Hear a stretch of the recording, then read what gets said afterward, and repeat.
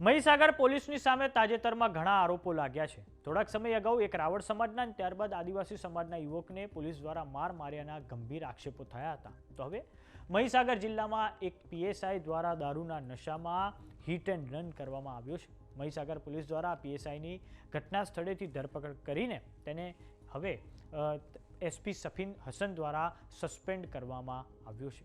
તો આવો જાણીએ સમાચાર વિસ્તારથી। નમસ્કાર, જમાવટ સાથે હું છું પાર્થ।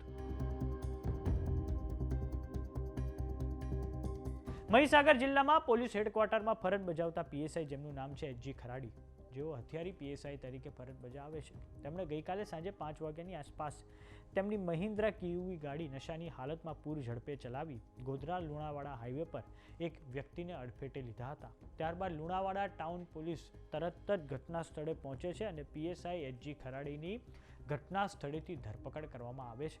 આ પછી એચજી ખરાડીની સામે ફરિયાદ નોંધીને પોલીસની તપાસ ચાલુ થઈ જાય છે અને હવે મહીસાગરના superintendent of police Safin Hasan દ્વારા આ વ્યક્તિને સસ્પેન્ડ પણ કરવામાં આવ્યા છે। આ સમગ્ર બાબતે લુણાવાડાના ડીવાયએસપી કમલેશ વસાવાની પ્રતિક્રિયા સામે આવી છે। આવો સાંભળીએ તેમણે શું કહ્યું છે। ગઈકાલે સાંજે 5 વાગ્યાની આસપાસ મહીસાગર પોલીસ હેડક્વાર્ટરમાં ક્યુઆરટી શાખામાં ફરજ બજાવતા એચજી ખરાડી, જેઓ હથિયારી પીએસઆઈ તરીકે ફરજ બજાવે છે, જેઓ પોતાની મહિન્દ્રા કેયુવી ગાડી નશાની હાલતમાં પૂર ઝડપે ચલાવી ગોધરા લુણાવાડા હાઈવે પર ભાયાસર ગામ પાસે એક વ્યક્તિને પાછળથી ટક્કર મારી હતી અને એમને પગે ઈજા પહોંચાડી હતી। સાથોસાથ એક ઓરા ગાડીને પણ એમને નુકસાન પહોંચાડ્યું હતું। આ પ્રકારની વર્દી 112 પર આવતા લુણાવાડા ટાઉન પોલીસ સ્ટેશન તાત્કાલિક ઘટના સ્થળે પહોંચી હતી અને આ પીએસઆઈની ઘટના સ્થળેથી ધરપકડ કરી લીધી હતી। સાથોસાથ આ વ્યક્તિ વિરુદ્ધ એફઆઈઆર દાખલ કરીને આગળની તપાસ ચાલુ છે। જિલ્લા પોલીસ વડા દ્વારા આ પીએસઆઈને તાત્કાલિક ધોરણે સસ્પેન્ડ કરી દેવામાં આવ્યો છે અને એના સામે ખાતાકીય તપાસ પણ હાથ ધરી છે। સાથોસાથ આ પીએસઆઈનું ડ્રાઇવિંગ લાયસન્સ રદ કરવા માટેની પણ પ્રક્રિયા હાથ ધરવામાં આવી છે।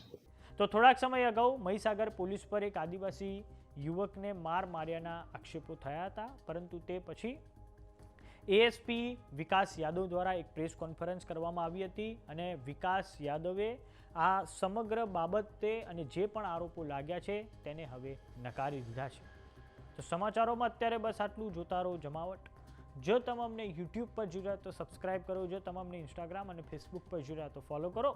સાથે જ અમારી વોટ્સઅપ ચેનલ આવી ગઈ છે, જોઈન કરવાનું ના ભૂલતા। નમસ્કાર।